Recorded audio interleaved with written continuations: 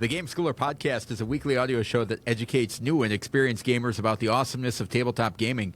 In this week's episode, we'll cover Cities, our game of the week, discuss what keeps you from pulling a game off the shelf in the School of Gaming, and wrap it up by revealing our High Five hobby games.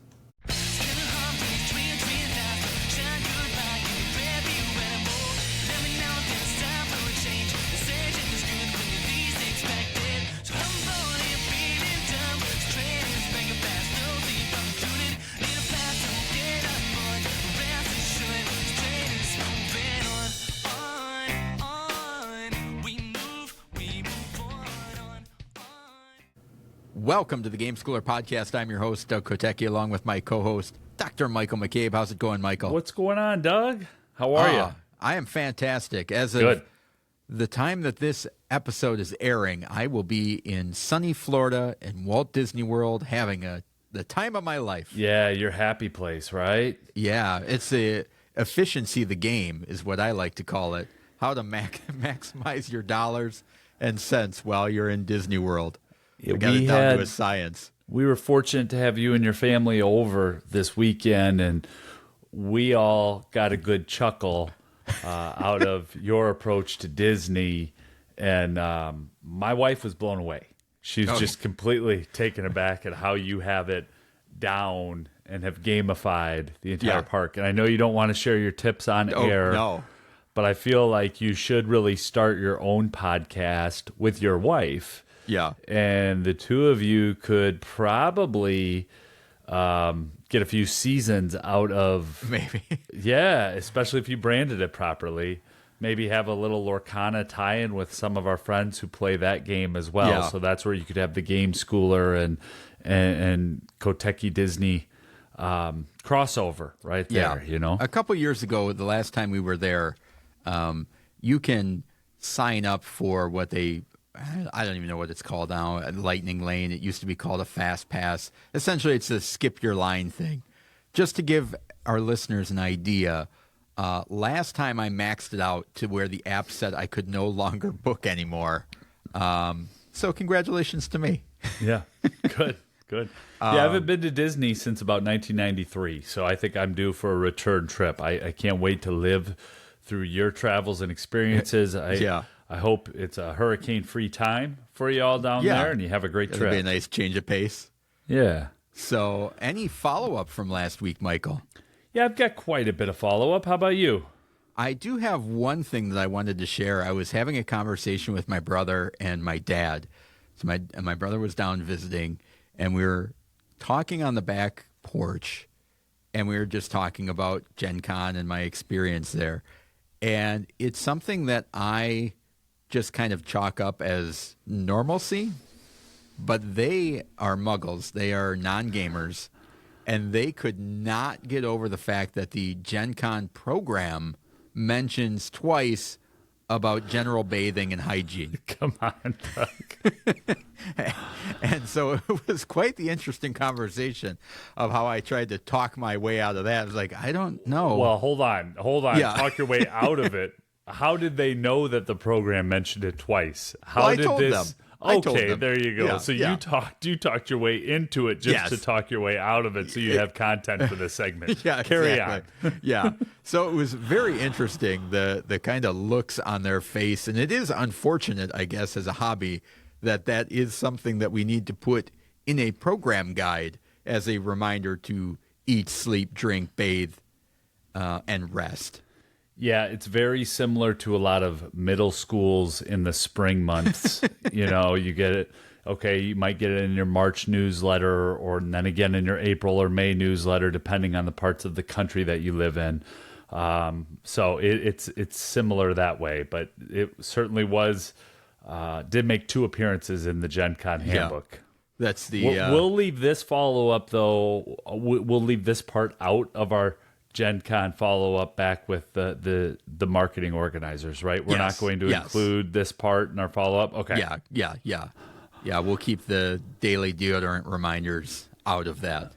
Yeah, definitely a smell zone, though. That's for sure. I was talking to my oldest about when she'd be ready for Gen Con and the smells, and then just the sights, the visual stimuli. I think she thought that it would be too much. She's prone to migraines, and I'm not trying to get too serious here, but that's a real thing. I mean, you're going to 2 square miles with 100,000-ish people. I know that 70,000, but that's 70,000 people that are paid inside. There's still a lot of people roaming around. So organized chaos. Yep. I can't wait to go back. Yeah, exactly. What else do you got for follow-up? I have a metric ton in games we played, what's awesome with gaming, and some of that bleeds into following up from last week, just kind of a carryover. So can we just jump in with some games that you and I played together and just generally talk for a few minutes? Banter. We got a really good play of Comic Hunters in last week, so I was very excited about that. I think I want to get that played solo, and I need to somehow find a way to get that played 4-player.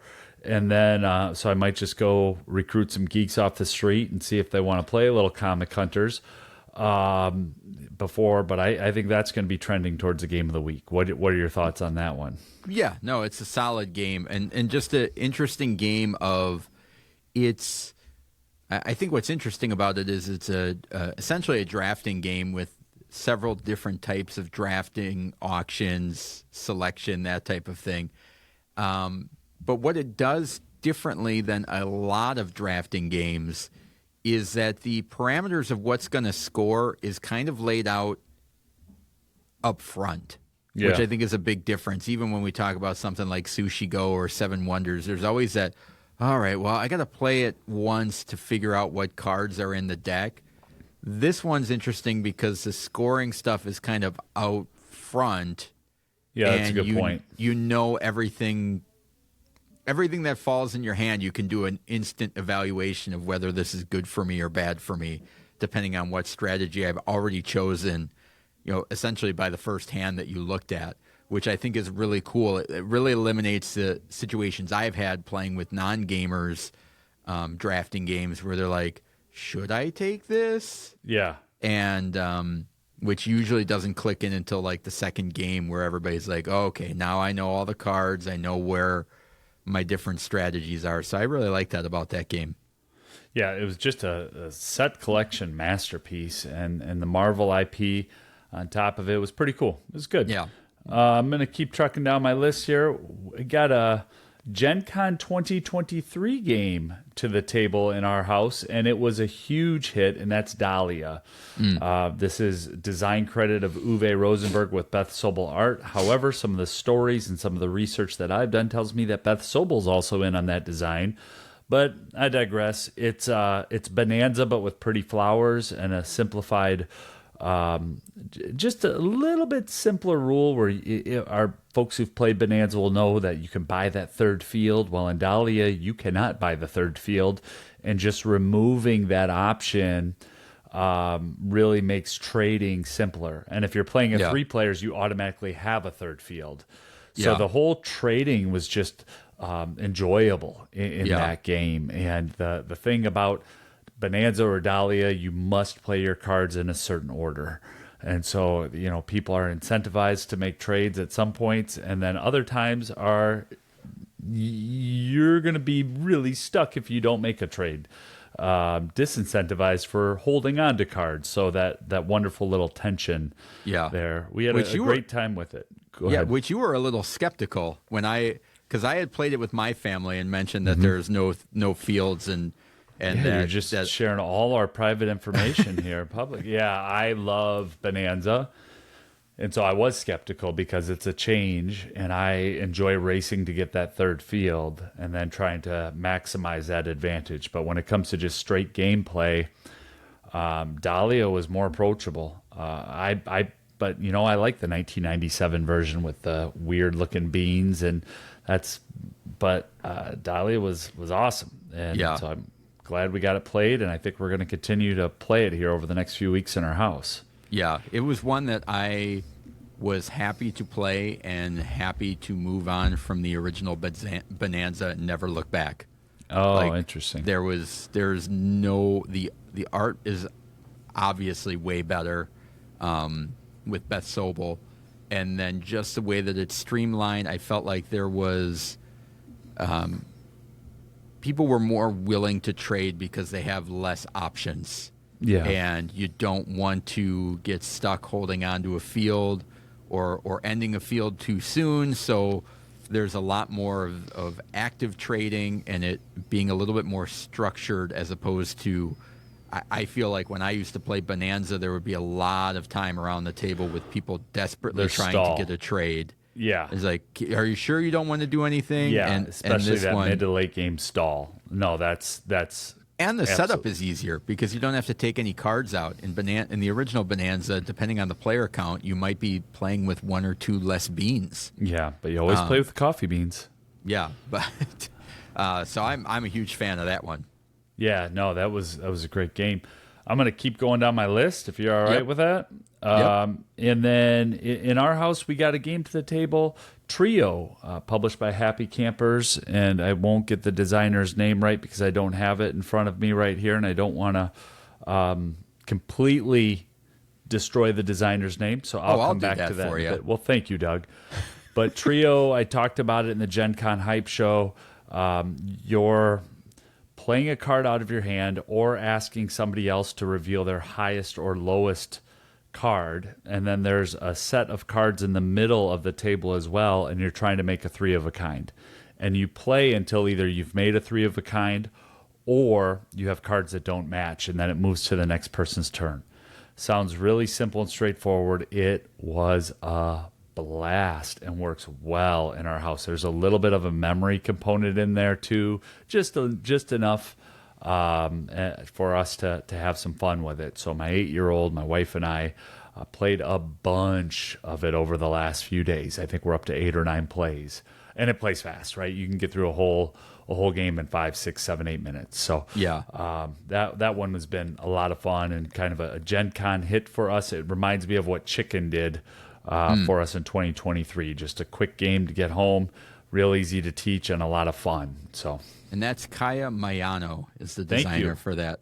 How did you like it at 3 players? Because I had just happened to be listening to the last Right Brain Rollers podcast. Oh, and yeah. He had mentioned that he didn't think that it played very well with smaller player counts. Oh, I thought it played great because of our 8-year-old was able to just completely play and go all out. I think even at 4 or 5, there might be some tears, right? Because now you are the biggest loser, right? Yeah. Or almost won but didn't win. And there's a spicy variant in there too, where if your first trio, you have to then link another 3 of a kind. So no, it plays well in our house. I could see with adults though, where you might want a 4th or 5th player just to add variety. Yeah. But no, it played well for us. But again, we're playing with an 8-year-old. So Yeah. Well, and I knew you had mentioned this game this week. I knew that was coming up in the show notes. So it did lead to one of the things that I think is awesome in the hobby that I wanted to talk about. This is not a game that necessarily, for whatever reason, just does not appeal to me. But I think it's because I just don't do well with memory. Like, I need concentration. Like, I do a bad job focusing when there's a bunch of stuff going on. Same thing when we're at the end of a game and it's time to tabulate scores. Like, I work with numbers all day. But by the time it gets to that or during gaming, it's like, if everybody could leave for 5 minutes, I'll tabulate these scores. And other people just have an ability to just, add that, and go. So it doesn't necessarily appeal to me as a game. Certainly play a bunch of memory games with my kids, and they destroy me at it. But leading back to the awesome part of it is that I love that there are games that work for different people. And that there are so many different games that there's a game that your family will love and enjoy, and that I don't have to like it. I don't have to want to play it. It doesn't need to be in my house. And I think that's really cool that there are those options out there. And I hope that we do a good job at the Game Schooler podcast of championing those games, even if other people don't like them or other reviewers don't like them, because everybody's got their own tastes, and that's a pretty cool part of the hobby. Yeah, and I'll make two connections there. One, we had a very cool experience happen in that game. In that game, there's a win condition that if somebody gets 3 sevens, and the sevens are buried in the middle of the deck because you can only ask about the highest or lowest. So right away, you've got to trim off one end of your deck to get to your sevens. You win. And I had 2 3 of a kinds, and my wife had two 3 of a kinds, and so we were both close. And we, on her next turn, she was going to win, and if it somehow made it to me, I was going to win. And then the 8-year-old who's sitting on my left got the 3 of a kind, got the sevens, and had that come from behind win. So you have those moments, and I think that's when games work for a family and provide those moments, that's a double win, right? And then the other connection is it's one reason why we like to bring on publishers to talk about their whole library of games. Yeah. Because maybe they have 1 or 2 games that I absolutely love. Maybe they have 1 or 2 games that Doug absolutely loves, but maybe we're only synced on one of those games. Yeah. Well, that's where it does make sense to bring on the publisher to talk about 6, 8, 10, 12 of the games so that our listeners can then make the decisions to see which games will work best for their family or their play groups, and possibly provide some of those moments for them. So yeah, that's good. I didn't know you were going there. Brings up a lot of good stuff. Well, and we had a meeting with a publisher at Gen Con who talked about a game that they have coming out in which I have the first 2 games of the series that I really enjoy. My family really likes. And the IP that's attached to the 3rd game is not an IP that I'm a fan of. And I was thinking to myself, well, my initial response is like, I don't care about that IP.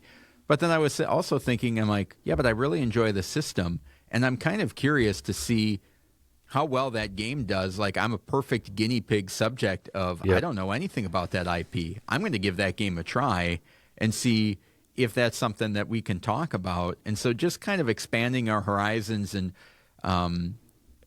even to I got to do a better job of, like, I probably shouldn't dismiss that game out of hand. We got a demo of it, and it's not, I know my game style, but at the same time, it's like, I should probably be more open to it to give it a more of a fair shake as well.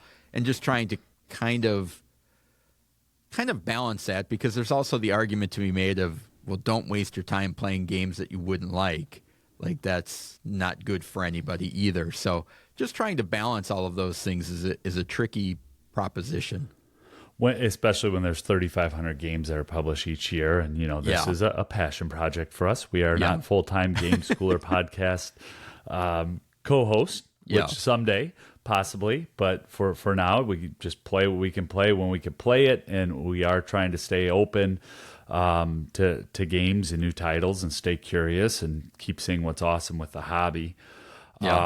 For me, I talked about this on last week's show. I just want to follow up with it, and it kind of ties into our high five. I got too many bones to the table, Doug, and I had a blast. Game 1 took me about 5 hours to learn, and I know that sounds maybe like I'm... but... there's a lot to it. It's a big system, and it was new to me. So watched a video, read the rules, watched another video for my specific character, and then the morning of, when I got up early, I just kind of refreshed what my character actually does and played it. And so in a 2-hour session in the morning, and then late that night after your family left, another 2 hours was done. Yeah. So really a cool, and I know I'm late into this game. It came out in 2017, but one of the reasons why I am late is that I had some color blindness concerns with it that were completely dismissed when I saw it on the table at Gen Con. Cool thing about the game, though, I just want to talk just a brief overview of it, and then we can move on if that's all right. But I'm on it, so might as well talk, right? Yeah. But in the game, they have characters that are called gear locks. And so you get this gear lock, this character, and you're going to take on baddies. And you've got these little chips that are baddies, and there's a very simple system, so you know how many baddies you're facing on each encounter. So you have this deck of cards that gives you an encounter to go through, and then you have to have so many successful or unsuccessful encounters in order to take on the boss, the boss that you're trying to take out, and then you have a set day amount to do it. So each day you get an encounter, and that will tell you the battle. And then what's different from like Dice Throne Adventures, a game that we've covered in the past and both love, is that it's pretty easy to die. I mean, and so some of the research I was looking at going in is like, okay, I'm gonna take the easiest gear lock, the easiest character, and I'm going in the adventure mode. The adventure mode, you get extra health and you can buff a couple of your stats. But the cool thing is that at the end of an encounter, at the end of a battle, you get a little bit of loot sometimes, occasionally, but then you also get skills. You get to train, and that's where you unlock new dice, right? So, and each dice give you different abilities, and that's where some of the learning comes in. I probably went too deep into the learning on the front end and should have gotten started and running, but I had a blast. And even in this standalone expansion, there's 2 characters, so 2 gear locks, and there's a campaign mode, and I've got them both set up and ready to go. Going to try to play some more of it this week, either alone or with somebody in my house if anyone wants to sit down and play. But really, really have enjoyed it. Don't know how much I'll talk about it on the show, just because of, I mean, it's definitely deep in the hobby, right? Yeah. And I don't think there's a whole lot of game schooling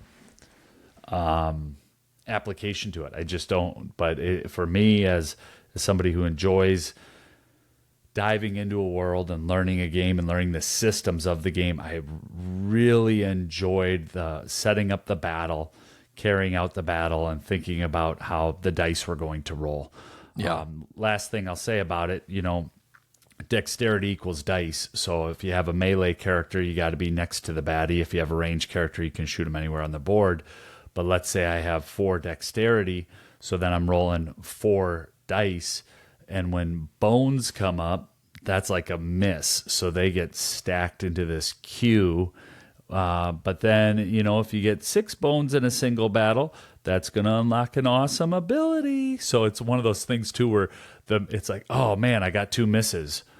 Well, what can I do for the rest of this encounter to try to get 4 more misses? So there's an odd feeling of rooting for a miss at some point and going all in on the misses to try to unlock a cooler ability. So that's just a general overview. For anybody who's listening, who's played, and who's on our Discord, I played solo as Duster. Like I said, 4 hours to play. Barely defeated Barnacle on adventure mode. So it means like I had the training wheels with the Nerf football, with the full shoulder pad. Like, there's basically no way I could lose that battle, is how I set it up, Doug, because it was a teaching and learning game all by myself. Yeah. But all that to say, I think running it back, I could do the exact same thing again in 60 to 90 minutes because it's set up. I know the rules. I'm looking in the rule book every single time I'm throwing the dice, right? But now I know how the bones work and how the bones work on the villains and the baddie chips and how to set up a battle and read an encounter. So I had an absolute blast. I'll try not to talk about it too much on the show, but definitely a game I'm probably going to continue to explore at conventions and other things as well. Awesome. Also, in follow-up from last week when we talked about hilarious games, Michael and I got a chance to get Balderdash, or the new version of Balderdash, to the table. And I would say that it lived up to its hype of a hilarious game. We haven't had that much teenage laughter in our house in a long time, Doug. I mean, it was awesome. Yeah, there were tears. It was really good. All around the table, there were tears. Yeah. So it's just a great little game. In the new version, you roll a die, and you are either getting the option of a word, a peculiar person, a set of initials for something, a movie, Synopsis. And there's one more. Which one? What am I missing? Well, player's choice if you roll the 6. So there's 5 choices. If you roll a 6, you get to choose. I know, but I only named 4. What was the last one? Huh. Anyway, 5 different categories. 6 is a dealer's choice, and shoot, why can I not think of that? Keep it moving. I'll look it up. You Anyway, talk about the game. So it'll be like a weird definition. I believe one of them that we had was schmozzle, and so then the person that is reading off the card then will write down the real answer. The other players will write down a fake answer that they think other people may guess, and then the person giving the original clue is going to read them all off, and people are going to vote on which one they think is the actual definition. So you're trying to fool them. Which one did I miss, Michael? Obscure laws. Oh, yeah, that's right. That's the 5. So that would be, for example, in New Mexico, it is still illegal to wash, and then you fill in the blank, and then everybody's guessing on it. And me, personally, I love the movie ones. I love taking such a generic title and then trying to make a ridiculous one sentence. One sentence? One sentence. Page. No, Doug's baloney. over there scribbling. I'm looking No. for the sand timer, like, okay. One sentence. He's got sentence. people getting married and divorced and dying and remarrying all in the same sentence. Giving birth to twin howler monkeys. So just a fun game. If you haven't experienced it, I think give it a try if you get a chance. I think at Barnes & Noble I picked it up for $17, the new edition, brand new. So super affordable, and there's a lot of game in that box for families. And the bigger the group, the almost better. Oh, that's a good point. Yeah, we played it with 4. Yeah. And I had Hive Mind and Gestures. Very similar vibes, just, party game, fun game, lots of energy. That was a winner. That was a lot of fun. And then one last thing for me, as far as a thing that is awesome, and I kind of want to commend folks for, is I love how supportive the Discord family is for the Game Schooler podcast. And I call it a family because, people will share on there things like something bad happened, and the encouragement and the support that comes out of that, or somebody saying, I'm having a hard time, teaching my kid this, or and everybody's coming in and has supportive, constructive advice as opposed to snark, ridicule, and being dismissive. So I applaud our Discord users there because I appreciate that community, and I think they are a really strong community for everyone in that group to kind of lean on each other. So thank you.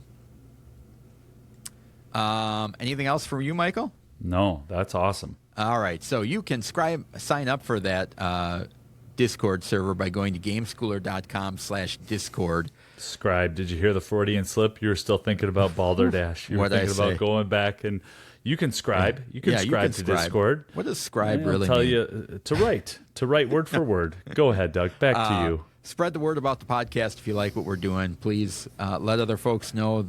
If you're getting value from this, we'd love to hear it. Leave a review if you get a chance. And 5 star. contact us with questions or comments. Email at gameschooler.com. Now let's move on to the game of the week.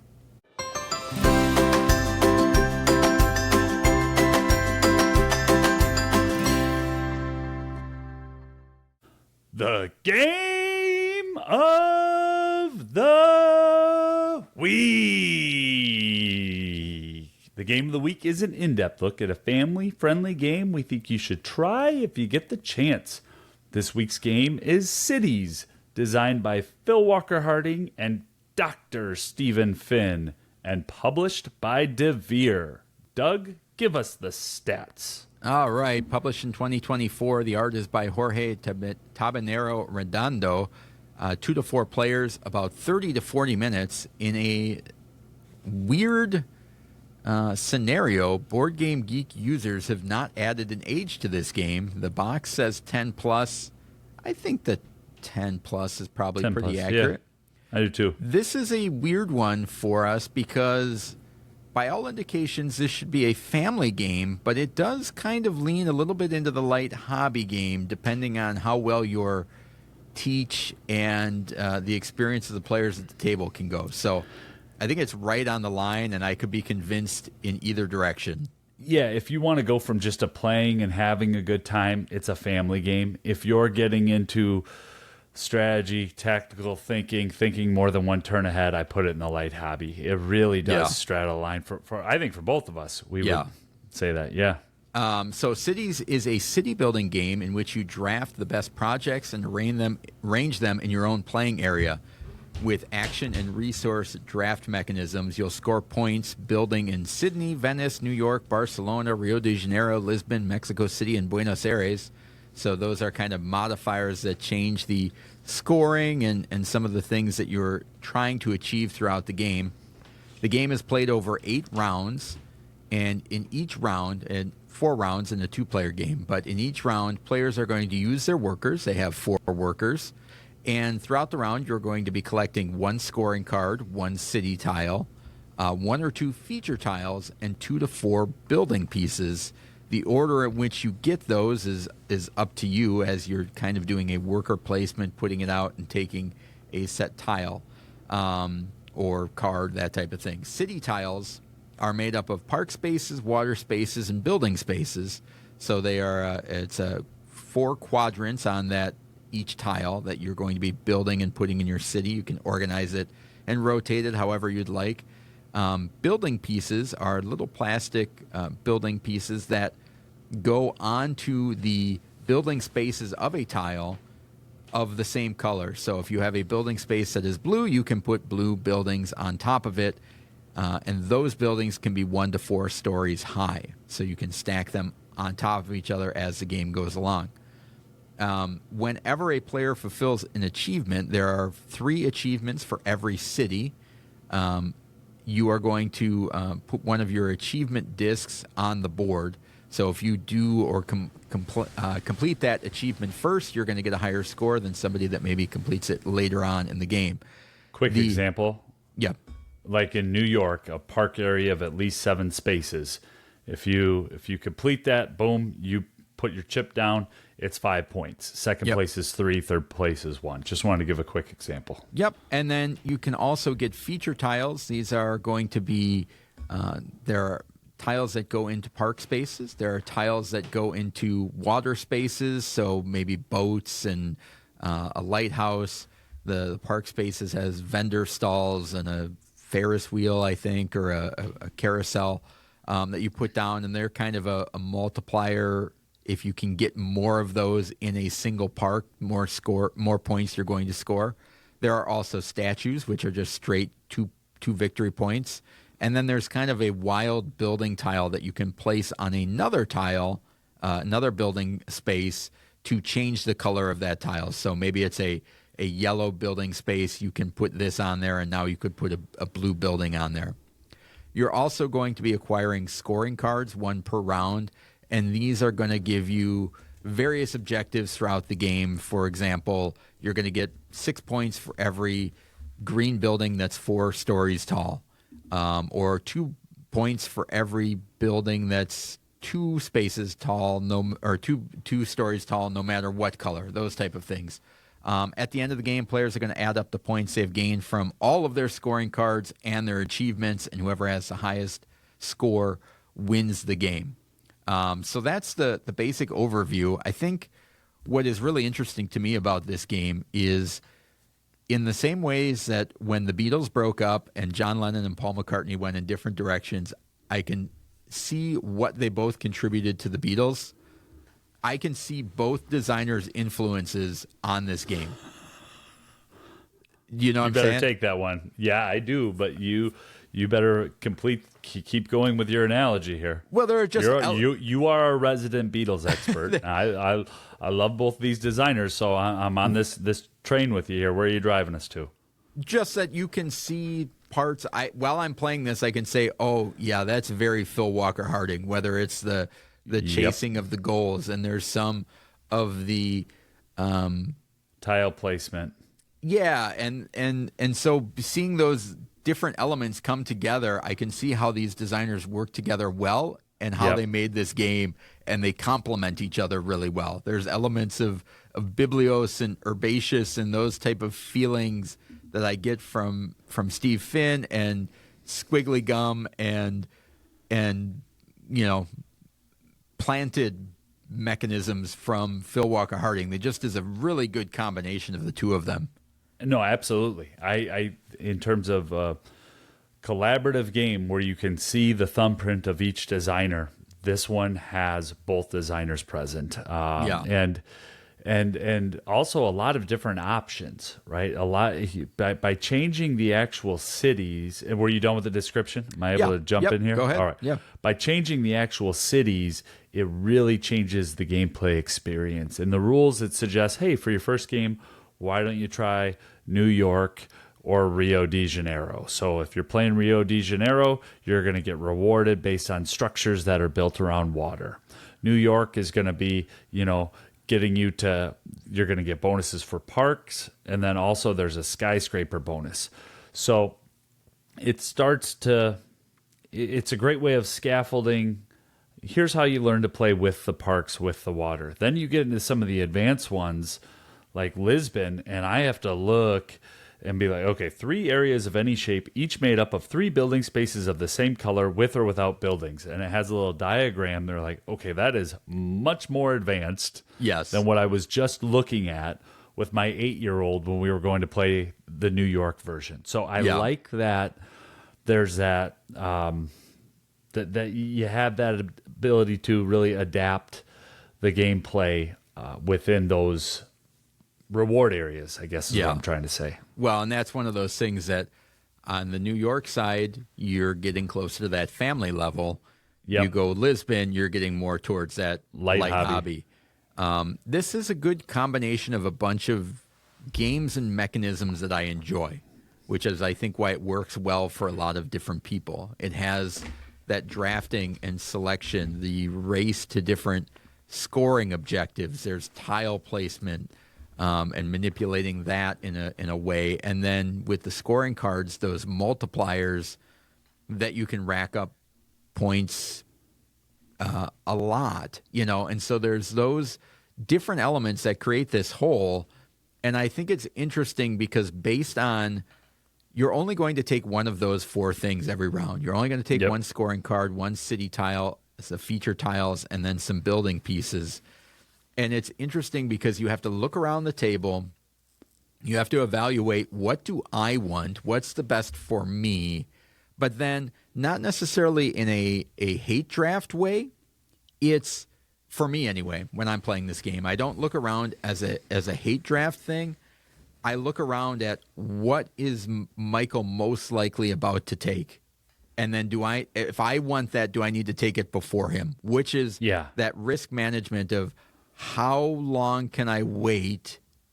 And out of the 4 options, which is the most important to me now? Because sometimes it may be a scoring card that works with another scoring card that you already have. Right. That you may take that first. And other times it's like, I need to get these building tiles built.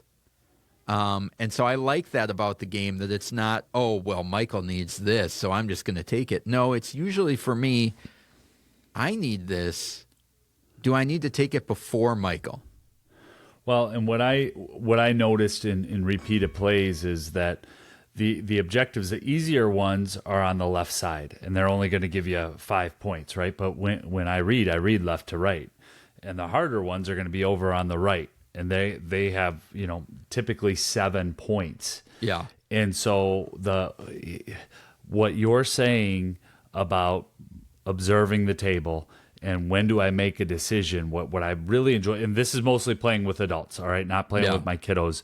But when do I move off of a goal and abandon the goal that I was going towards? That was very clear to everyone at the table that I was going, to try to get a park area of 4+ spaces and shift to a different goal because I have an advantage, right? Because all of a sudden, I get to go first, and there are 3 red buildings out there, and that means I'm going to be the first one to get the 4th red building and get 7 points. And so I like how the observation and the tactical thinking and the decision making play out in real time. We have not had an issue with analysis paralysis. I think we've done a pretty good job of keeping the game moving, but I can see how the game would slow down if you're playing with a mathematician. Like if Uncle Reiner came over. No, you don't think so? I don't think so, because I think the options are limited enough. Okay. That we haven't run into it, but I'm just trying to think of what some possible issues could be.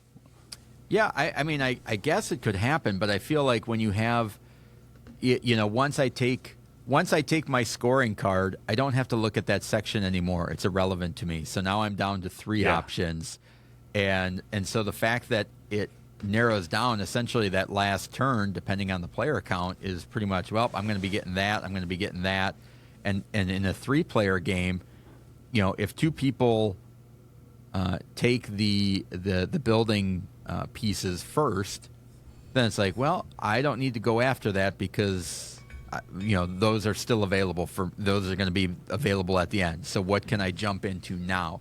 So I think the game does a really good job of kind of avoiding that that analysis paralysis type of thing. I think it's eliminated with the game design, actually. And I want to just say more about that, because a lot of drafting games can lead to slowing down, and we've talked about that, especially in the middle or towards the end. It can really slow down, and this one has always just been moving. Well, you think it's because of the 4 different tracks, and you're limited to one of those 4 tracks, so your decision, as the round goes on, your decision is actually made easier for you? Yeah, I think it's one of those where I think, one, that the funnel shrinks, so your decisions towards the end of each round is easier. They get easier, as opposed to some games where that's the reverse, where it's like, okay, do this. The other thing is, because the scoring is not associated with individual actions. Yeah. For example, those scoring cards, you're not scoring them right away. I think that goes a long way as far as not slowing up the game, because there's not enough information to do a whole bunch of calculations. It's like, I can take this building tile, but I don't know what other building tiles are coming out next round. So I don't need to worry about. You're basically always picking what's best for me right now. And when that's the case, I think that's what prevents the AP, because you don't have to overly plan. Yeah, that's a good point. I think the other thing, too, that I really enjoy about this game is I've had multiple plays where I feel like I'm just one turn away from doing just something incredible and getting all my scoring cards to synergize. But the scoring cards and what you choose when you draft the scoring cards is really important to your end game score. And that might not be obvious in an initial play, especially if you're playing with kids. But when you go through and you start to calculate that, okay, I've got the same scoring card 3 times. So instead of 2 points for 2 green buildings, I'm getting 6 points for each of those 2 green buildings. Yeah. And when you see how those cards synergize, and I might be off there, maybe there's only 2 of the scoring cards for the green buildings in there. All right, I hear you. But as you get those scoring cards to combo together, your score can really add up, or you can have some misses. I had a game that we just played very recently where I had 3 scoring cards I didn't actually score because I chose to move one building up to 4 instead of keeping it at 3. So it's one in the opening segment you talked about, memory games kind of being a thing that can bring you down. I think for me, sometimes I can forget about all the different scoring options. I'll get too focused on one thing, and then I'm actually hurting myself. But it's in a fun way. Well, and the scoring cards and the way that the game is designed, I think, is what keeps you. For example, you take a scoring card in the first round, and it is leaning you in one direction. Well, then the scoring cards that come out in the next round are either completely opposite or different, and so you can't do everything. You can't score every scoring card. I might have a thing that says, score 2 points for every 2-story blue building, and then the next one comes out and it says, and I get stuck with, because there was other stuff that was more important because I was going after my 2-story blue buildings, and I get stuck with a scoring card that says you get points for every 4-story blue buildings, and now you were sitting like, okay, what do? Do I go after 4 or 2-story buildings? And then it's your turn again. Yeah, and there's somewhere it's like, oh, you get points if you have a big park. But this one, and so the objective for, if you're in New York, the main objective for the game is build a big park area like Central Park. And then you get a scoring card that says, have a whole bunch of tiny parks spread throughout your city. And you're like, I don't know. What do I do now? And so I think because those things are kind of always playing off of each other, that it's really hard to focus in and do a strategic thinking. And it very much becomes tactical thinking as the game goes along. I agree with that. And what I'm saying is I think this is a game that is set up for repeated plays in a household. Yeah. Very much in a line of a Biblios or a Sushi Go, right? If you have, or a Barren Park, if those are games that you have in your family's house and you enjoy, where I think Cities fits in is that in a 10-game stretch, you're going to have 1 or 2 games where everything just works and it's awesome, and somehow you find out that you scored a lot more points than in 6 or 7 of the other games out of a 10 set. And maybe in one game you absolutely don't score many points. And I like that variability. Yeah. That if I play 10 games, I'm not always going to be between 34 and 36 points. Yeah. Right? I might have a game where I hit a 72 and I get an 18. What'd you have, like 83? You had something ridiculous in the last game we played. Yeah, everything fell in. And I like that. We talked about Biblios back in episode 92 as a game of the week. I believe this is Phil Walker Harding's 8th or 9th game of the week.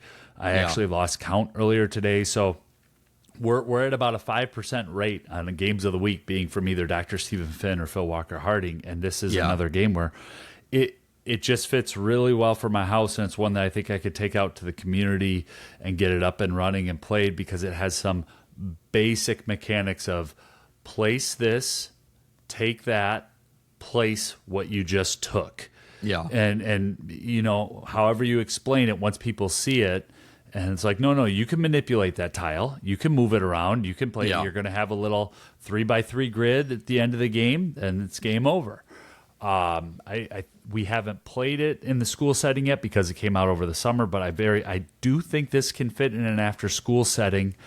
If you have an hour, I think you can get through a full game, no problem with a group of kiddos. Yeah. I think what I like about it is that it seems to me to provide the perfect amount of luck and control.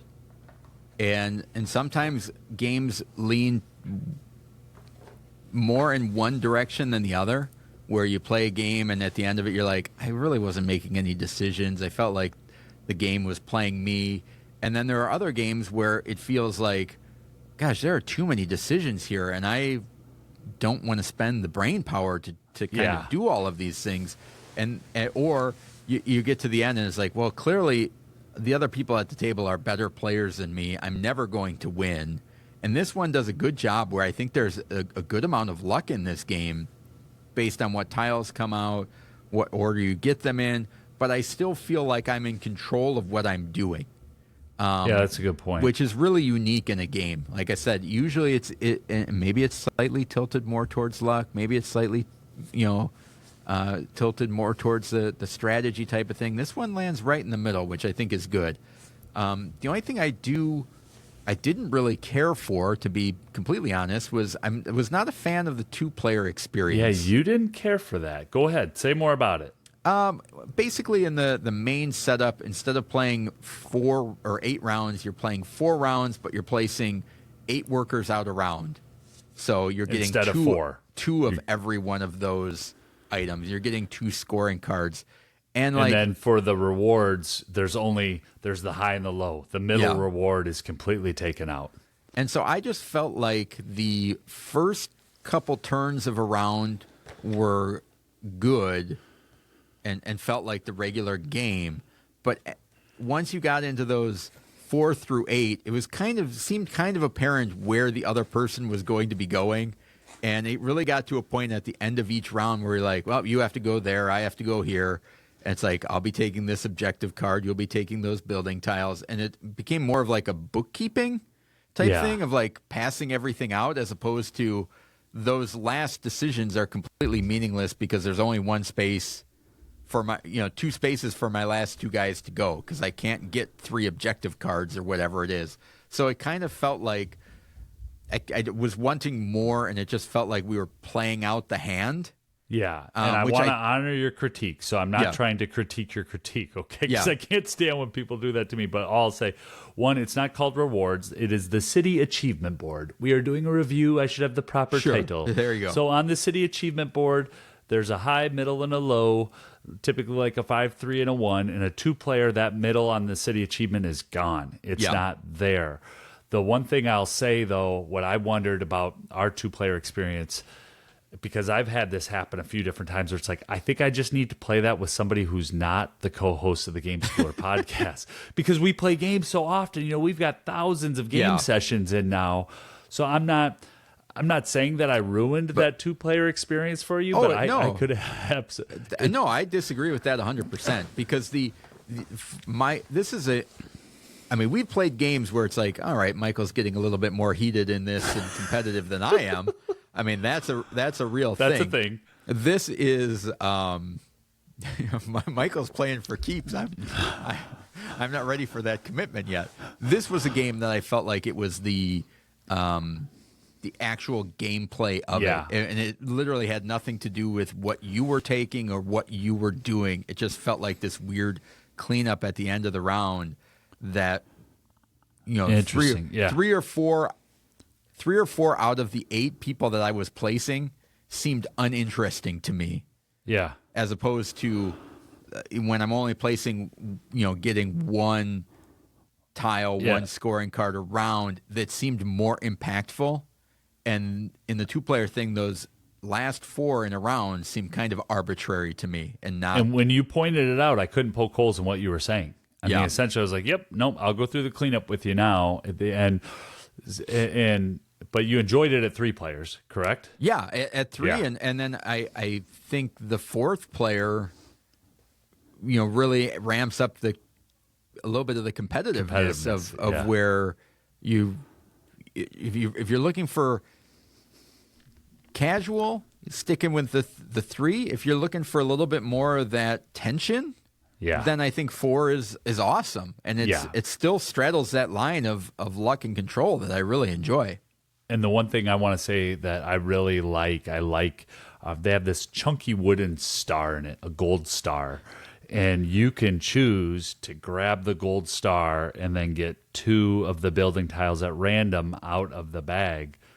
But that gold star makes you the first player, and in a 3 or 4 player game, I think that can be a nice, more than a nice, it's a huge advantage. Especially as the game is wearing on. Because in the 3-player, then, if nobody picks the gold star, it's the person who places their character closest to the gold star. Because you actually get fewer of the building pieces when you're closer to the gold star. So I enjoyed that little game within the game. I did enjoy that. So whether I'm playing at 2, 3, or 4, it's a decision that a controlled decision that I really do like taking. Yeah, I mean, I think this works well as a family game night. I think it works great as a game night for gamers. The after school thing remains to be seen. However, there are still some great skills in this game. One of the ones that we've talked about, almost all of these that are on my list: tactical thinking. Making decisions based on currently available and frequently changing information. The board state is changing, but that doesn't mean that there's now more options. It means that your options are now reduced. And so picking out what's best for you is important. I love the competition in this game because it's not cutthroat, stab you in the back. It's that tactical maneuvering type of competition. How can I get that before Michael gets it? I'm going to let Michael chase that one because I know he wants it, because this one's more valuable to me. I love that type of competition. 13 points is greater than 5. So I'm going to let him get that 5-pointer, and I'm going to go take the 13 over here from these two. Yeah. And then, of course, the spatial perception of trying to line up the tiles how you need them to, stack the buildings how you want them, and figuring out where things will fit, whether that's building pieces or those enhancement tiles of adding to the parks and water. So some great skills there. Anything that you've got that you want to highlight? Yeah, I said it at the front end of the segment, but I'll say it again. I love that in the base box, there are 8 different cities, and each city has 3 very different objectives. So in a very small, compact box. So I'm not having to get out a playmat. I'm not having to get a whole new deck of cards. I'm not having to, things that I'll do in other parts of the hobby. I just flip a different cardboard tile in there. And there's some details, too, that I didn't pick up on in the initial play that in repeated plays. It's got the cell phone coverage with the bars up in the corner of each city. And so I really do enjoy the art. Before I get into the skills here, this artist was new to me, and he's also a designer, Jorge Tabanera Redondo, and so I enjoyed all those aspects of the game, from just a pure game school or podcast skills that you haven't covered or I haven't covered. The only other one, did you mention risk management? No. Nope. All right. We define risk management as a game in which players must identify, evaluate, and prioritize options to reduce the impact of unfortunate events or risks. The drafting happens so quickly. I like that early round, thinking of, well, what do I think will be here the next time it goes around, and then that prioritizing what must I take right now. I think this game does a really good job of bouncing risk management right into the drafting, and then it's not a game school or specific skill, but it is a school, and if you're playing games in the community skill, this game sets up and takes down quickly. And so I appreciate that when you're playing a game with kids and other people's kids, a game that does that. Yeah. So those are some of the things that I would highlight. Anything else for you on this one? No, just that this was a review copy, and we don't always call that out, but getting it ahead of the time before the street date really allowed us to get repeated plays in. Yeah. So I appreciate that. Off-Duty Desk Ninja, thank you for sending that our way. And this is, if you like what you've heard, check it out. Yep. So that is our game of the week. Give it a try if you get the chance. That is Cities, published by DeVere, designers Steve Finn and Phil Walker Harding. Dr. Steve Finn? Better put some respect on his name. Dr. Steve Finn and Phil Walker Harding.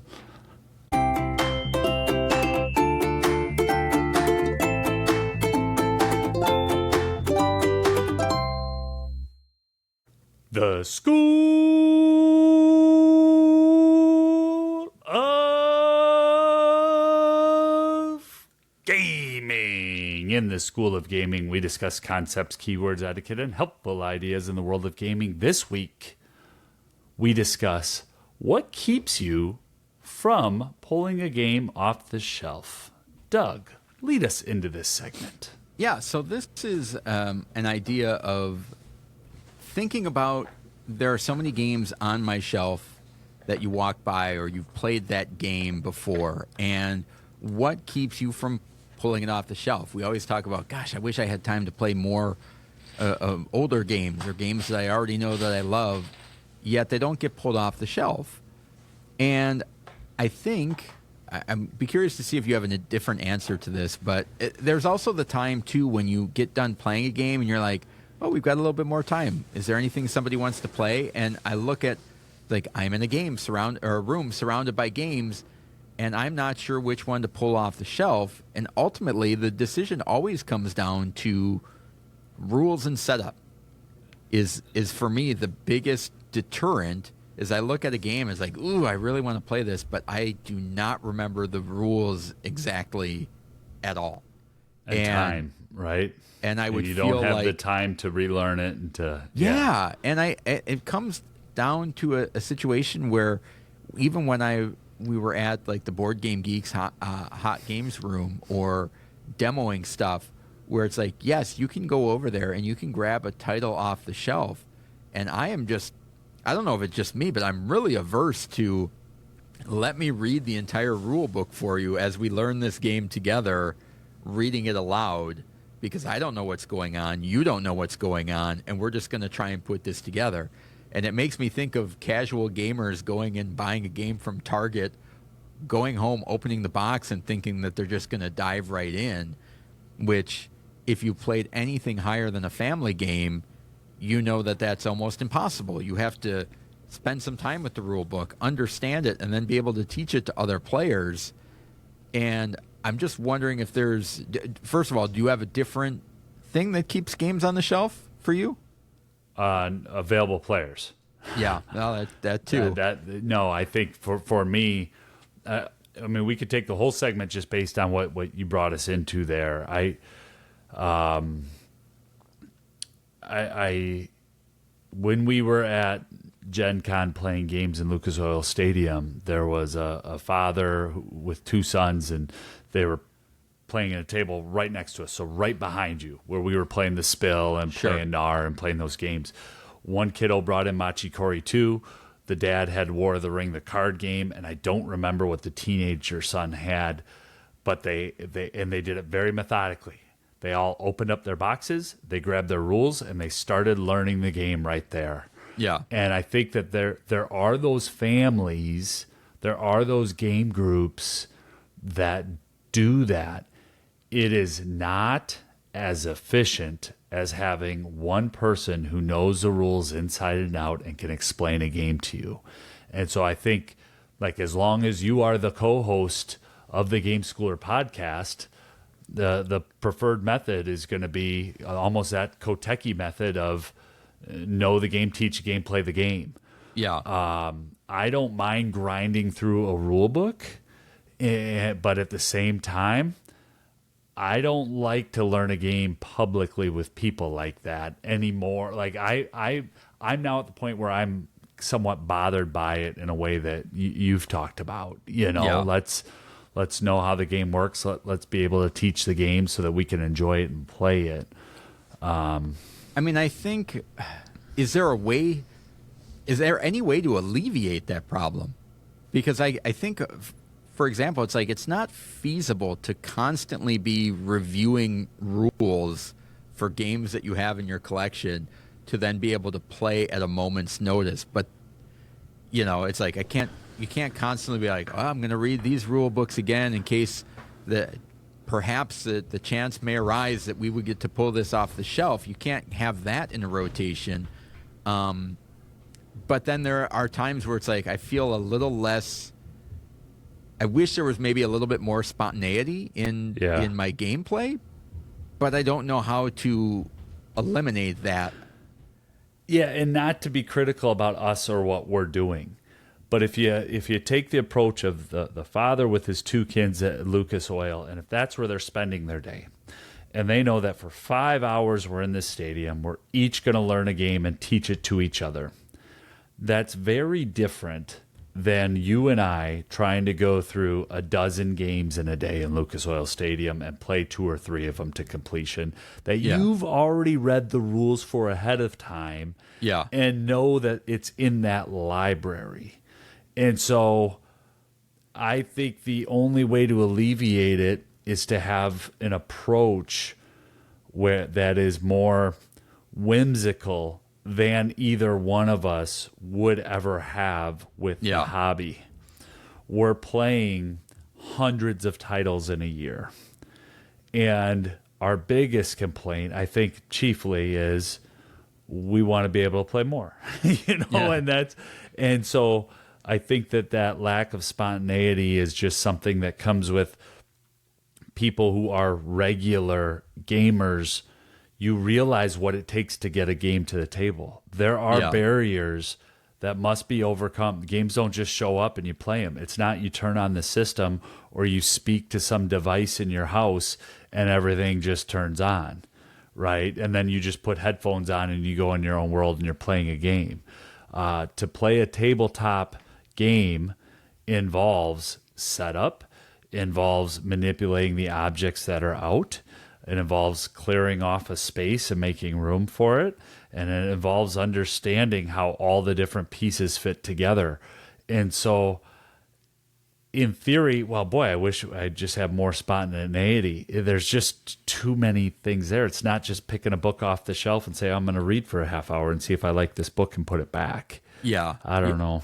Well, and I think people are better at it than others. I think our buddy Dan can take a rule book and take a game off the shelf and has a way about him that he can just start kind of reading and very quickly synthesizing through and be like, oh, we put this here, we do this and this, and then everybody's got kind of the hang of it.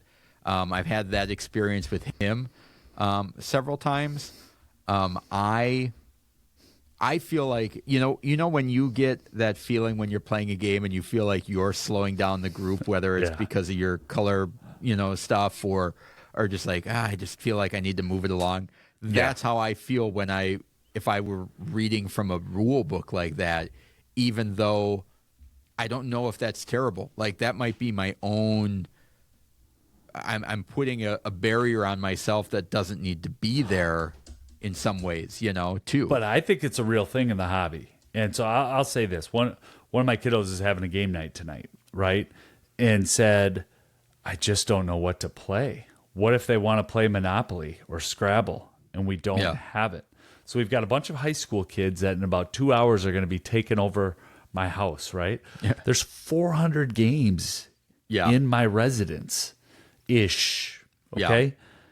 And my oldest kiddo, who knows at least 25 to 30 of them inside and out, could play them all day long, doesn't know what to play. So that's a real... I think it's a real thing for gamers. If you go to a game day at somebody's house, it'd be like, well, we're going to play these 11 titles. I've been preparing for 4 weeks. I know the rules of these. I'm glad that you brought 2, and I'm glad that you brought 2.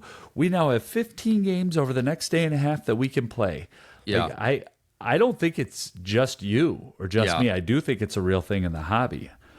I also I'm kind of curious what that rolling average is of like how many games in a collection do you have at your fingertips? And the ones that you do have at your fingertips always tend to be the 10 to 15 minute card game that you're referencing the rules to say, all right, how many cards does everybody start with? But then other than that, you're kind of up and running.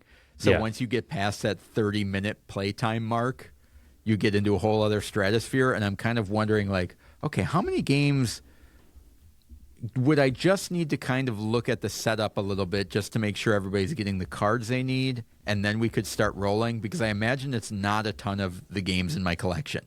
That's interesting. Maybe I would be surprised by it, but it'd be an interesting thought experiment to see. It's like, I would need to sit down with that. I would need to sit down with that and get a refresh, Yeah, and about 6 months ago, I started putting 3 games on pretty consistent rotation on Board Game Arena just so that I would stay up on the rule set. And one was City of Big Shoulders, another is Carnegie. 2 hobby-level games that I want to be able to just throw out on the table at a convention and play with people. Yeah. Maybe you, maybe other people, but I want to have an experience that isn't similar to the last time you and I played a very heavy hobby game called Darwin's Journey, right? Where you just looked like you were standing in line at the Department of Motor Vehicles for 4 hours on a Friday afternoon wanting to get your weekend, but you had to get your driver's license renewed this day. That would never happen to you because you would have it done 6 months before, but that's what you looked like. And Board Game Arena has been helpful for that. Since then, I've added in Voyages of Marco Polo from playing that game with you. It's like, this is one where I'm going to keep a game going, or I'm going to drop in on a Friday night or early Saturday morning and just play a game in real time. And it's not the same as having it on the table, but it's helped me to stay fresh on the rule set. Yeah. But it's not just hobby level games. I mean, there's a lot of family games and light hobby games that, like, if I got Dog Park out right now and just got it to the table, it'd take me a good 45 to 50 minutes to get that thing up and going because I've never had to teach it. You've always done the teaching. And 2, it's been 4 or 5 months since I've played it. Yeah. And so that repetition is another barrier, I guess, is what I'm trying to say. Yeah. And I guess and maybe sometime we should circle back to the player count, because I never even thought about that. I was thinking more along the line, in perfect conditions, can I get this? What's keeping me from getting us off the table? Assuming I have the time and the people, or why can't I get this off the shelf? So, I don't know. Anything else on that? No, I'll topic? just jump into the player count. Yes, I do have. I'll jump in for 60 more seconds just to kind of close that out. It's, over this summer, I've taken about 40 games into Noble Knight. Just tried to, if they're not getting played here 1 year, 2 year, get them out the door so somebody else can play them. And a lot of it has to do with their games that play at 2 or 4. And I don't have the second or fourth. And so for me, that is a barrier that early on in new gamer enthusiasm, and as I was just consuming and collecting games and believing every game that we ever talked about on the show had to also be in my collection, I didn't pay any attention to player count. And now it's a big thing of, am I going to play it? Am I going to play it with somebody else? Will somebody else want to play it with me? Yeah. That's a huge barrier from getting something off the shelf. Yeah. And I found that more with the higher player counts, where it's like if I see something that's a 4-player minimum, I'm like, the odds of me ever getting this to the table and having the experience with full 8 players, I don't need to have this in my collection. So point. there's a lot to unpack there as well. Let us know in the Discord, if you've got any ideas on rules and what we talked about here, anything that keeps a game on your shelf and keeps you from getting it from the table, we'd love to hear from you. Let's move on to the high five.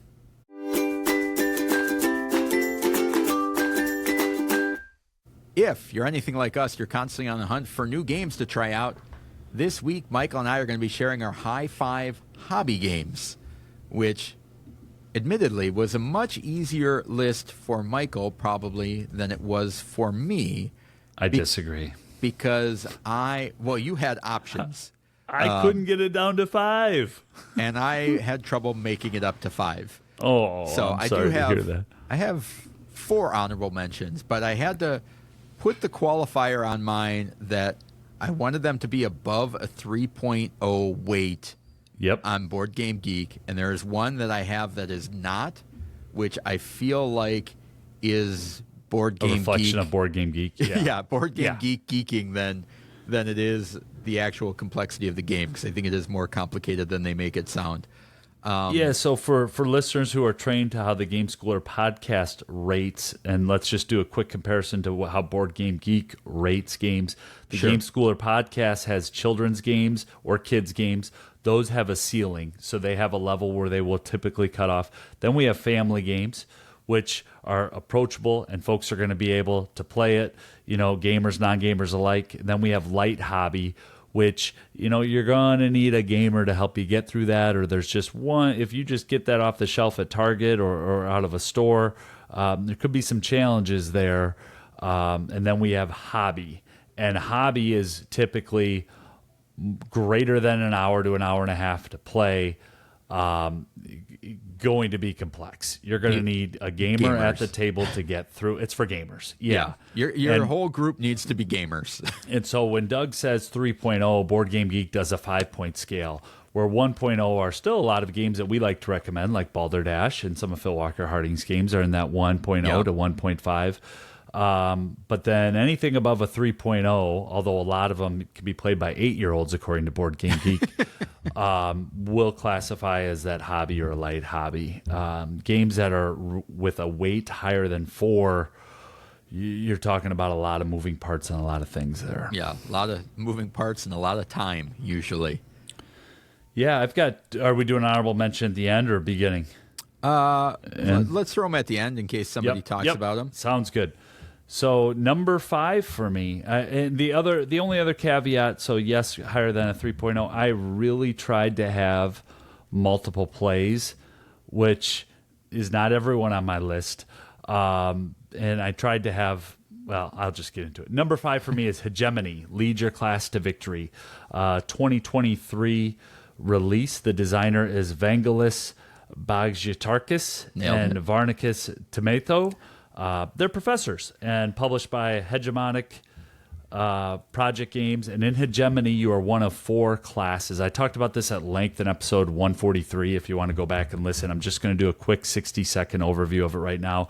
But you're playing as the state, the working class, the middle class, or the capitalist. And it's a card game, guys. That's all it is. It's just a card game.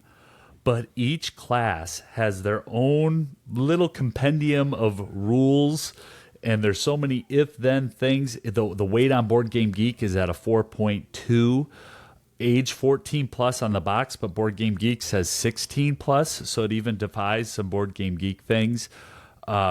Says you can get through it in 3 hours. My 5 hours of a game that I led at a regional convention last October, we didn't finish. But had a blast playing it. I do own it. I do know that some listeners have been reaching out trying to set up a day at Noble Night. Please be persistent. We will get that done at some point. Let's try to get it done before basketball season of 2024. But that's my number 5, Hegemony. You're playing a class, and they have a follow-up game the same publishing company does called World Order that will be coming to Kickstarter in 2025. I just absolutely love what this game does. My undergrad is in political science, and there's just so much in the box and in the game. And it's very immersive, but it's one that fits really uniquely for me. That's Hegemony. Well, you've talked about it enough. I'm starting to get intrigued by it, so cool. I'll have to research it a little bit. I don't know if I'm ready for it yet, but we shall see. My number 5 is Scythe from Stonemaier Games and Jamie Stegmaier. Came out in 2016. Board Game Geek has this as a 3.45.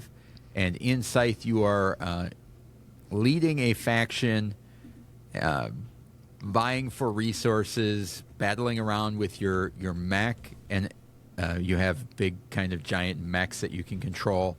And what I like about this is it's not quite area control. It's not quite straight combat. And I love the moving up several tracks. And if you can get to the top of several of those tracks, you trigger the end game. And that's what does it. It's not necessarily points. You're trying to get enough reputation. You're trying to get battle points. So I think there's maybe 4 or 5 different scales that you can move up.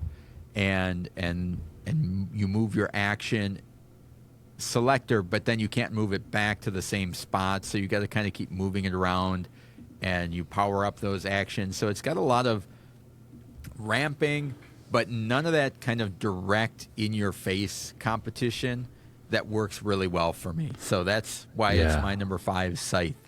Can I just jump in on Scythe a little bit and say what's awesome, too? From where I sit, the action selection with that quiet competition, it's fun. You can feel it at the table where you might think you know what people are going to do next, and then they surprise you by choosing a different action that you didn't see that was going to happen. Yeah. And there's a lot of different levers and things to push in that one. That's a good one. Well, and everybody's got their own unique abilities. So you may be relying on one action more than the other because you get a more powerful bang for your buck with that action compared to another player. And kind of using those to your advantages is really cool.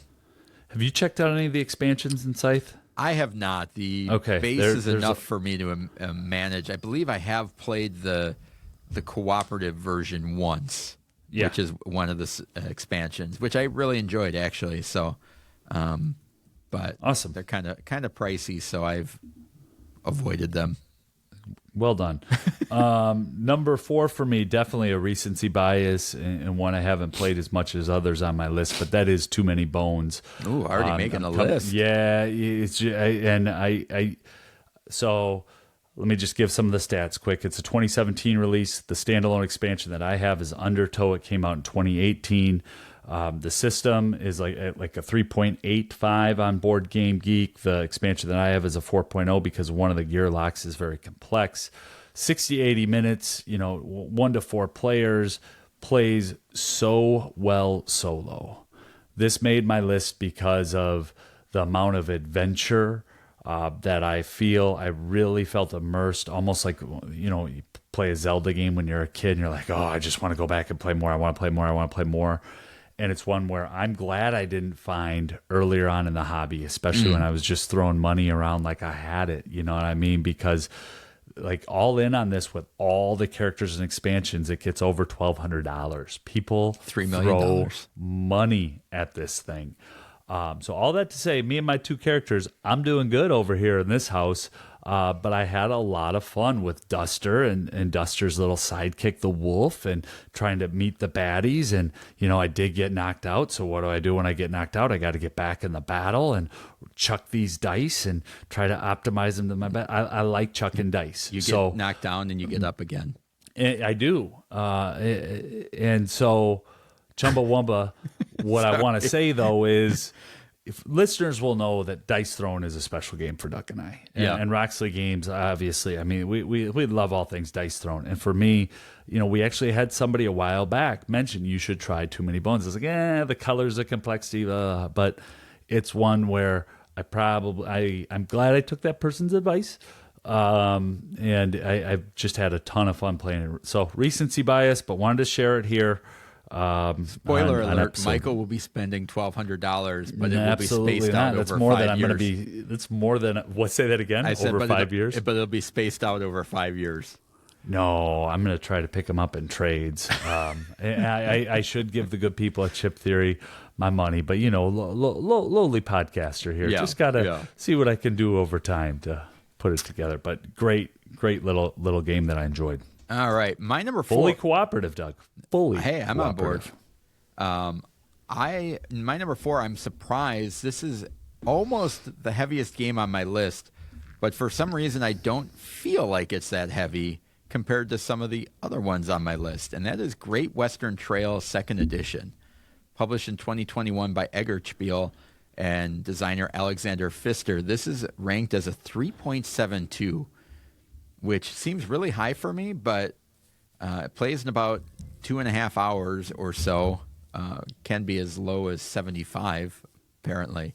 But in this game, you are herding cattle and collecting cattle in kind of a deck-building mechanism, working your way through the West, and eventually taking your cattle to all roads lead to Kansas City, Doug. Yeah, you are going to be selling them. And depending on how many cattle and the quality of them is how many points you're getting and where you can sell them to. And I don't know if it's anybody that's listened to the podcast for a while will know that I'm a big fan of thematic tie-ins with my heavier games. And so I don't know if the thematic elements of this game really work well for me, that I can grok it and understand it in a way that makes it not seem as complex. I know there are a lot of moving parts in there, and you're putting your own buildings out on the board, and those buildings give you special actions when you land on them, things like that. But it's a game that really works well for me. It's not one I want to get out all the time, just based on that length, and it's hard to get to the table because of that length. But I do really enjoy the parts and the moving pieces of this one. So that is my number 4, Great Western Trail 2nd Edition. I love that game. That's man, I love this list. Before I get into my next 3, I'm trying to call out the designers and the publishers, just because with the hobby games, we don't talk about them all the time. So Too Many Bones was designed by Adam Carlson and Josh J. Carlson, and Chip Theory Games is the publisher.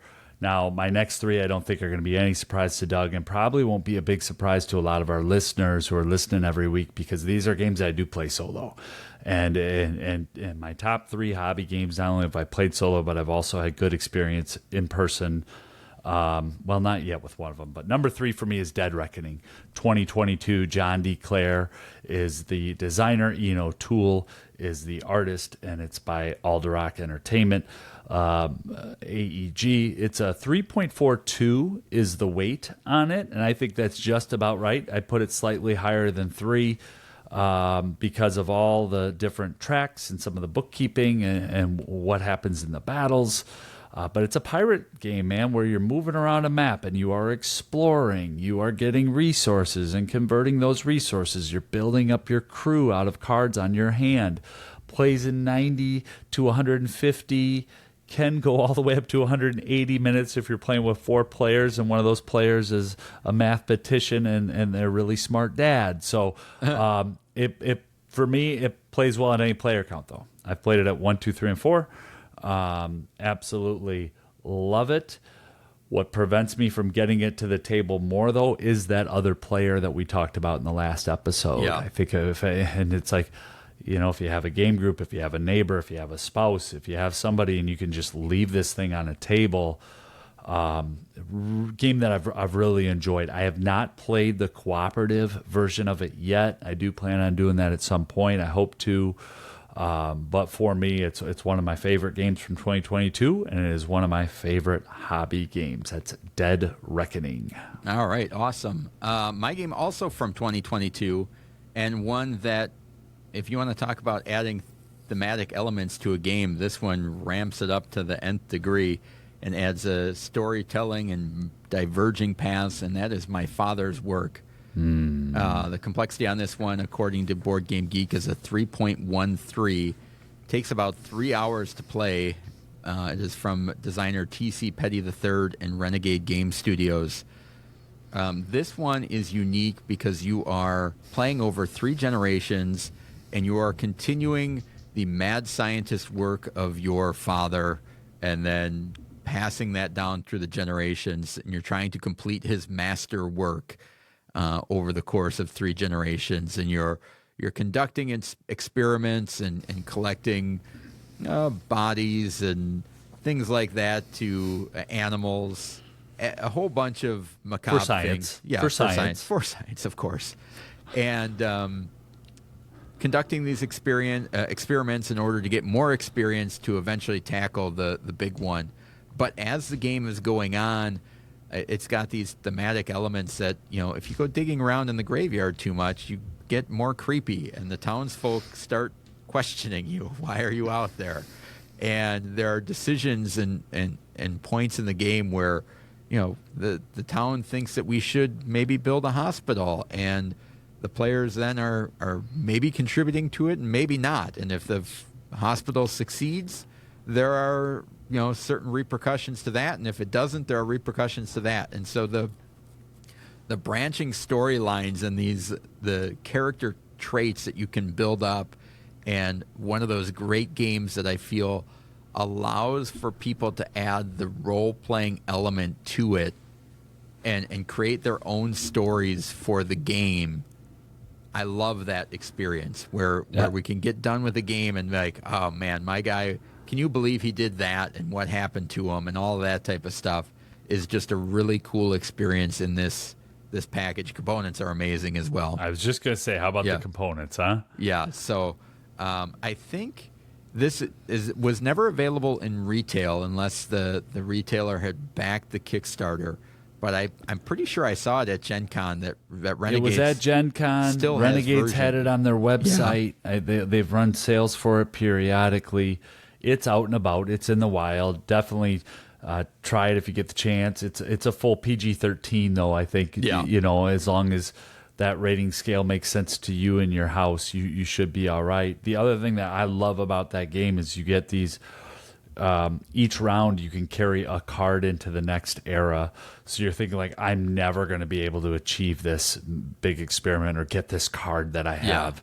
And then you get into that last era and suddenly you can see a way to make it happen. Yeah. So I love how the game really builds upon the achievements of the earlier generations. Yep. So that's my number 3, My Father's Work. Awesome. Number 2 for me, I mentioned it in the last segment, and that is City of the Big Shoulders, 2019 release. Currently ranked 7.8 on Board Game Geek. It's 2 to 4 players, 2 to 3 hours. For me, it's a full 5 hours for startup to reboxing if you're teaching the game to new players. So I think that's a big thing. If you have people who know how the game works, some of these hobby games, you can get it down to the 2 to 3 hours. Yeah. But if you're getting all the bits set up, and if you're doing the teach, and if you're also playing in the game, that's where some of the games can go longer. And it's probably just me, but that's my experience with it. Complexity of 4.01 out of 5. Here's why I love it. tight decisions from starting a company to taking a final action in the game. So the game is played over 5 rounds. Each round is a decade with 2 different phases. You're going to take actions with your workers in the company. Then you're going to attempt to produce goods in your company in the second phase and sell them to the market, which you can then decide to withhold the earnings or pay your stockholders. And then that affects the price of your stock. What the game gets right is that there's always one more thing that I really, really want to do. And often the thing that I must do is not glamorous. And so it does an interesting way of making me feel like, oh, yeah, I got to do a little bit of work inside this game, but I realize that I'm doing work, so I know I'm doing the right thing to play the game that I enjoy. And the setting, it's set that you are rebuilding Chicago after the Great Fire. So Board Game Arena, if folks are on it, that's a great place to learn the game or try the game. Please do not run out and buy this for $200 on the secondary market right now, because there's a reprint coming. And I don't know if the reprint will have some of the companies, or if they're all going to be the same. I'm assuming they are, but in the version that I have, it has real deal companies that were in Chicago in that time period, which I like, right? Oh, I'm going to take Spalding this round. I'm going to go after Cracker Jack. I'm feeling like I can really build that company up and know when to get in and out of it at the right time. There's also a basic mode, which to me is good enough. And then there's an advanced mode, which ought to be called the Ruthless Takeover mode, because you can buy other people's companies out from underneath them in the advanced mode. Game that I like, game that I always have going on Board Game Arena, or seem to, especially for the last 6 months. That's City of the Big Shoulders. Not for everybody, but one that I really have enjoyed getting to know over the last year. Seems like that's got flip the table I've had fuel one of in those there. games. I've had one of those games where I'm glad that I was playing on Board Game Arena, but I was playing a real time game on a Friday night at the end of a tough week, and I don't know why I dove in at 10 p.m. on it, and at 12:30 I was slamming the laptop shut. So the flip the tables potential is there. It was all my fault too. I could see my mistakes. That'll be next week. Top 10 or high 5 not so proud moments in gaming. All right, my number 2 is the one that I was surprised that Board Game Geek has it rated there, and that is Distilled, which has a complexity of 2.97, and it was actually 2.96 the other day when I was putting this list together. So I guess it's climbing up there. But I am shocked that this is a hobby game. More complex. According to Board Game Geek, this is less complex than Voyages of Marco Polo, which I would think that Voyages of Marco Polo is maybe a little bit less complex, but we're splitting hairs here. Distilled is That's what we do. game in which you are distilling spirits. You are collecting the ingredients for your distillery, enhancing and upgrading your equipment in order to distill spirits, sell, or age those spirits as you go along. I think one of the things that makes this more comprehensible is because of how well the theme ties to the mechanisms and what you're doing in the game. As you are distilling a spirit, you're adding all the ingredients, you're shuffling those cards together, you're taking off the top and the bottom card from the deck, and then revealing the spirit that you made. Hopefully you made the one that you wanted, and as you create those spirits, you get special upgrades. And like I said, I think it's because the theme ties so well to the mechanisms that people kind of gloss over that this really is a heavier game than it's made out to be. But still an awesome game. It's by Paverson Games and designer Dave Beck. It came out in 2023, and this is just a darling of a game for me. I really enjoy it, and one that I'm almost down to play at any moment. So that's my number 2, Distilled. Awesome game, Doug. Yeah, Doug's doing a great job being organized and getting designers and publishers and things like that. I have not done such a good job. So just to close the loop on my number 2, City of the Big Shoulders is designed by Raymond Chandler III. And that reprint that I said is coming out will be October 15th, it looks like it's going to be on crowdfunding somewhere. So Quinted Games is going to be doing that one. You'll hear more about Quinted Games in a minute. Into my number one hobby game, my favorite game. And folks, if I'm being honest, it's one I haven't actually played with any other humans yet. But that's Dwellings of Eldervale by Luke Laurie and published by Breaking Games. Peter Vaughn also did the development in that. And I think one reason why I'm just so hot on this game, they have a game like this but set in space that's going to be getting delivered soon. But in Dwellings of Eldervale, you're battling for control of a new fantasy realm in this worker placement game. That's the BGG flavor text. It's ranked. It has a rating of 8.2 overall, and it's a 2020 release. So to see anything above an 8, you know that people love it. 1 to 5 players, 60 to 150 minutes. All of that for me, even at 1. 14 plus 3.25 out of 5.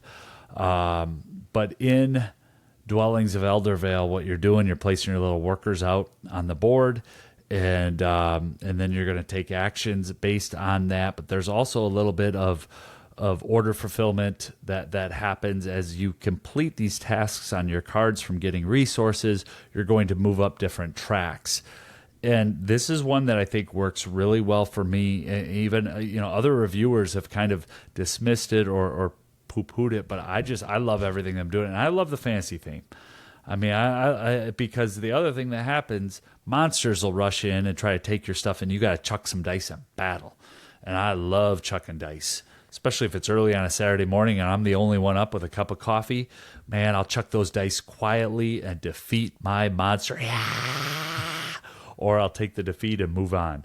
So it's one I need to get back to the table. I've been looking at it over there, and I see all these other games we got to play and review, and I don't want to go there, but one that I really, really enjoyed and spent the better part of a winter just playing solo over and over and over.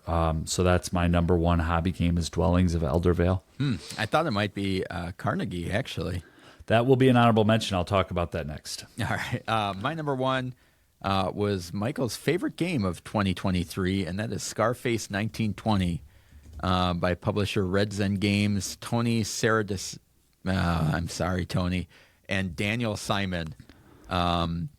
Tony, remember, send all review copies, Tony, to Game School Headquarters West, not East. Go ahead, Doug. In Scarface 1920, how would you pronounce that name? Sarah DeSanifirm. You did, not me. Sarah DeSanifirm. In Scarface 1920, you are leading a gang of mobsters in 1920 Chicago, dealing with bootleggers and speakeasies and taking control. There's area control in this. There is a little bit of deck building as you add new mobsters to your gang. One of the things I really love about this game, and it's in a game like Tapestry as well, which is the idea that there is no set number of rounds. People are ending their rounds at different times. People have different cleanup times and move on when they're ready. And I just love trying to maximize that, be efficient, and figuring out my strategy of how I want to run that in a game. I just enjoy that experience. I like that there's no, all right, well, that's the end of round one, so now we move on to this phase and we do that. Like this, that free form nature of this game really adds a lot. The thematic elements of this game are awesome. The components are awesome. And one of the other cool things is that you have a card for your mob boss that as you upgrade your boss, he becomes more powerful, and that card gives you more actions and more things that you can do.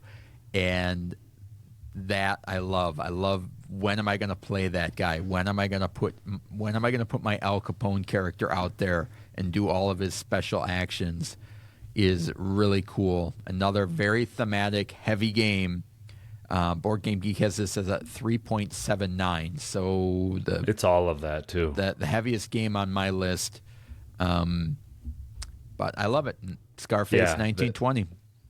Sorry, just great game. They got movement right. You can get a car and zip around the board, or if you got to walk, you can't. They got battling right, the thematic element. It's a great game. Great game, Doug. Awesome. All right. Yeah. We into honorable mention? Yep.